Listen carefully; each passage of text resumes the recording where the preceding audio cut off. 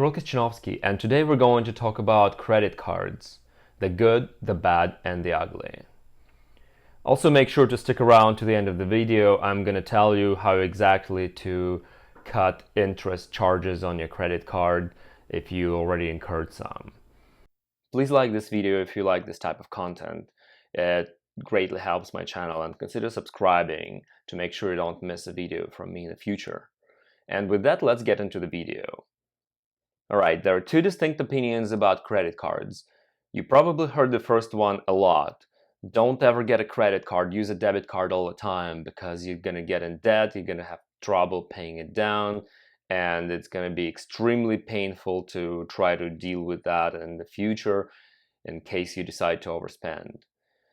And there is another opinion which says that if you get a credit card and spend responsibly, then eventually your credit score is going to go up significantly to where you would be able to get a car loan or a home mortgage. And this is how you're going to be able to afford all nice things without having all the money up front at low interest. Which route to undertake, which position is better? Let's address the first one by watching the video of Dave Ramsey on his show, The Dave Ramsey Show. The video is called What Credit Card Companies Don't Want You to Know. This is an extremely promising title. I can't wait to see what he has to say, so let's dive right into it. This is the show where we talk about money in a way everyone can understand it, and in a way that applies to everyone.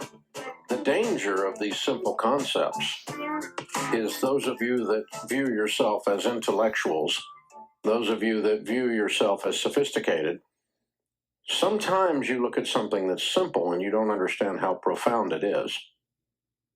Like the borrower is slave to the lender.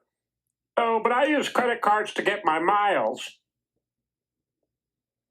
You actually think you're going to take on a multi-billion-dollar company who studies your behavior more than you study your behavior and come out on the right end of this stick. That doesn't make you sophisticated. That makes you blatantly stupid. Think about it. Did you know the credit card is the most aggressively marketed product in the history of humankind? Well, that's an interesting point of view. He first thinks that majority of people that are going to get a credit card are stupid, even though there are a lot of intelligent people that have credit cards. And he also thinks that everybody who gets a credit card is going to get into debt. He also says that the credit card is the most sophisticated product that has been marketed so aggressively in the history of humankind.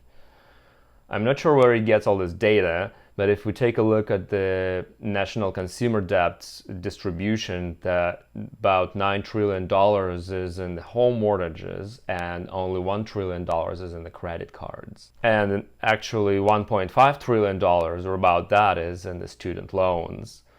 So is it credit cards or is it student loans which is marketed more aggressively? This is up for debate.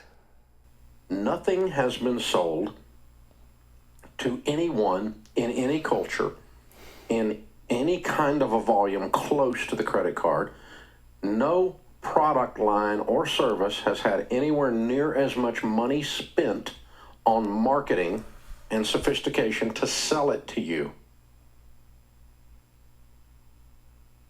Hundreds of millions of dollars a year is spent to sell you this product. Hundreds of billions. I'm not sure what that number is, billion. Is it, if it's $1 million, if it's hundreds of millions of dollars, then it makes sense, but hundreds of billions of dollars probably doesn't, because credit cards only collected something like $100+ billion in credit card interest in the US per year. So that's another questionable statement. And then you're so stupid that you think you're going to get away with using it for free. If you do, it's going to be a short-term thing. Or if you think you do, you left out some of the variables. Example. When you spend using cash, it activates the pain centers of your brain. There's another study is when you're itching your eye, when you're talking about something, you're probably not telling 100% truth. So there's multiple examples that we can bring it up to counter-argue this point. And generally speaking, he might be right for a certain percentage of the population which is going to eventually overspend, thinking that this is their checking account or their savings account instead of their line of credit, which they're required to pay down every month. Definitely glad that he's helping people who are struggling with debt and trying to get them out of debt. I think he focuses also on the population that has already defaulted on their debt for a long time, so maybe this is the reason why he's talking like this. Let's give him a benefit of the doubt here. You have an ouchie moment when you hand over Uncle Benjamin Franklin. Dad, gum, I just bought dinner. When you lay Uncle Benjamin Franklin in that black plastic tray known as his coffin, because he's going away and he's not coming back, you put him inside that little Visa or American Express fold-over vinyl thing that the server brings you, and you lay Uncle Benjamin Franklin in there, you have a moment with Uncle Ben. It's Uncle Ben, I'll never see you again. You know this is happening. This is an extremely artistic way of describing how you deposit money into a checking account and then pay down the credit card balance. I mean, it sounds like a funny joke and definitely helps some people to relate to how you spend cash versus how you use plastic. Let's keep watching. When you pay with plastic and I interview you, 24 hours later, you don't know what the total was on the bill. You can't tell me what you spent. Well, I'm pretty sure you can still go in and take a look at your credit card statement and see what you spent. It's just that, like, if you don't do it on a regular basis, this is when you don't know what you spend. If you have a pile of cash in your pocket, and if it's a lot of money, then you probably also would know what you spend. You don't know what you spent at the gas pump because you stuck a card in it, you pumped the gas, and you walked away. You can't tell me what your gas bill was. In the days that we used to walk into the market and lay money down on the counter, and then they would give you change because you didn't round it off when you were putting your gas in, we knew exactly what we spent on gas in those days. Today, you don't even know what your gas is. You don't know. I use a debit card. I can't tell you what mine was. Can I tell you what it cost to fill up my truck the other day? No. So what's the point of spending money on a debit card in his situation? This is an extremely grotesque show where he's basically saying spend cash, but then he doesn't distinguish the debit card versus the credit card. I didn't notice. Just stuck the card in, put the gas in, drove away. I'm just like you. Cash activates the pain centers of the brain. There's 2 or 3 things that activate memory. Memory is activated primarily by pain, fear, heavy emotion of some kind. Positive, pleasurable emotion will activate memory. That's why you smell something and you remember a girl you dated in high school. Smell activates that memory. That's what happens. And so that's the process. So here's the thing. If you can't remember it, it means the pain centers of your brain were not activated. And when we do surveys with what you spent on that meal, as you walk out of the door of the restaurant, you can't tell me what the total was. Oh, it was around $25. Around $52. I don't know, 56, 54. I don't know. I don't even remember. Now, with this type of development in this show, I'm kind of starting to wonder if this guy is friends with Alex Jones, potentially. He's primitivizing the expenses that a person can incur and justifying it by like basic reflexes, basic signals that the brain sends, and he also doesn't cite any studies about it. So this sounds like a show. I mean, this is a performance. This is not actually something where you get credible information from. This is his opinion. That's what I think about it. I think I left the tip. I left the big tip because I've been drinking. You zero, then you are a very naive individual that has been influenced by an industry that has spent more to influence you than any other industry in the history of the world. That should give you pause. That should give you pause. If anybody else was selling you that hard on anything, your shields would go up. But for some reason, when it's credit cards, we're like, oh no, Dave, I have this figured out. I'm 26 and I've got this figured out. I'm 26 years old. I make $42,000 a year, but I'm going to beat up on old Discover card. They don't know anything. I've got them beat. Well, here he tells us additional information about what he thinks his average viewer is. It's a 26-year-old with a $42,000 a year salary and use the Discover card. That's the picture I'm getting. Let's keep watching. Discover points not costing me a thing. You know how stupid that makes you sound when you say stuff like that? I'm making all my money on my airline miles. You know, I've met with thousands of millionaires. I've never met a millionaire who said, Dave, you know, I made all my money on my airline miles. Unfortunately, he focuses on the millionaires versus the $42,000 a year income and doesn't have anything in between. He's probably a millionaire. Sounds like he's a millionaire, and he doesn't necessarily want to use credit to buy more real estate. He's not interested in this type of stuff. He's comparing $42,000 a year and $1 million a year plus incomes.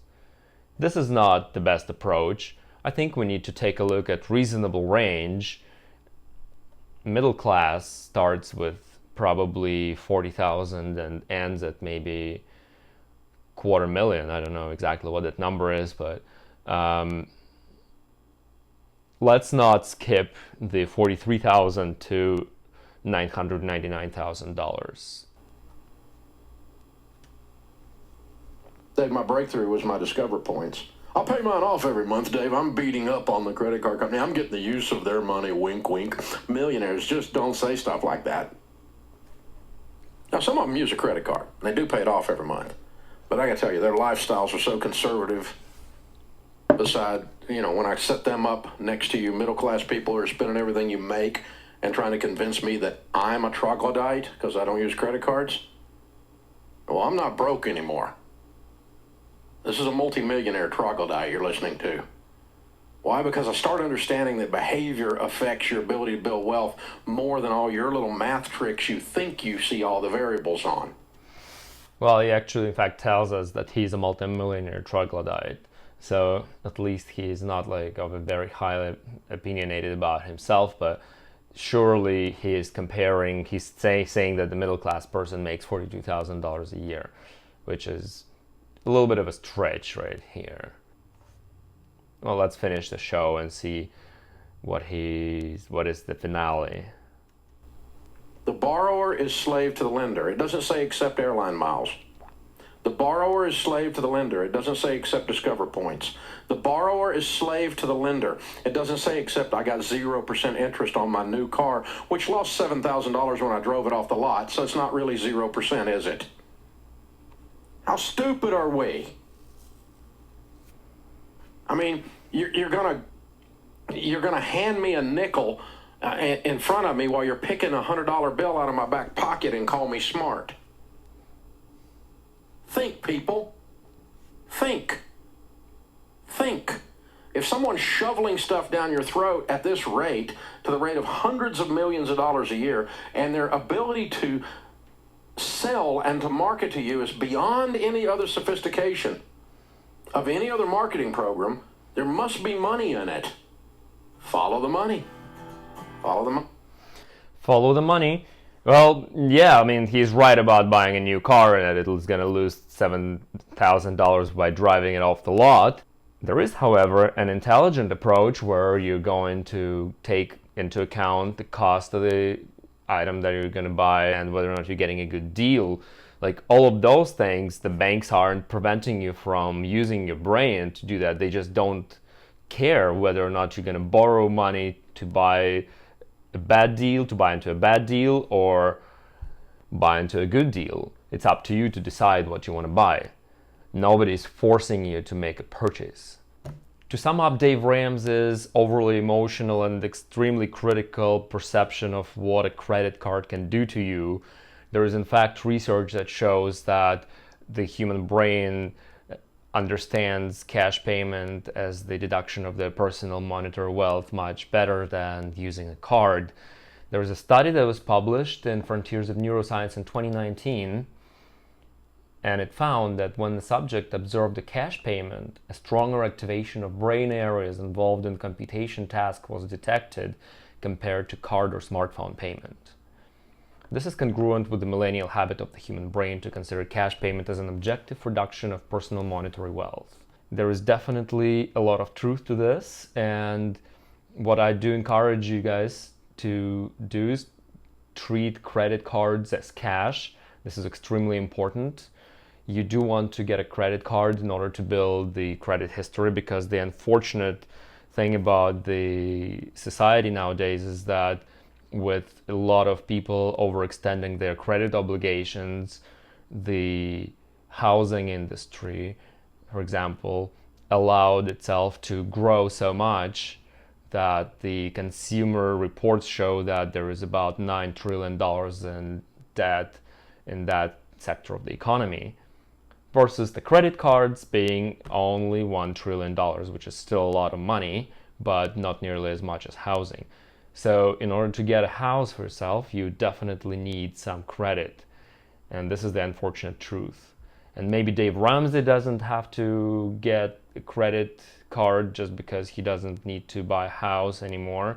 But for everybody else who's not a millionaire and just a middle class or an entry middle class American, credit cards are extremely important, and credit history is important to build. And yes, you can get a credit card, and you probably should, but don't get too excited about using them. As the end of the video approaches, my recommendation for the ones that already have some credit card debt that they're interested in paying off and have the ability to do so, a great tactic is to call the bank prior to making the payment and offer them to bring the balance down to zero in exchange for removing quite a few months of interest. This usually works for 2 to 7 months of interest depending on the bank, and I strongly encourage you to try it. With that, thank you so much for watching. Don't forget to like this video if you haven't already, and consider subscribing to my channel, and until next time.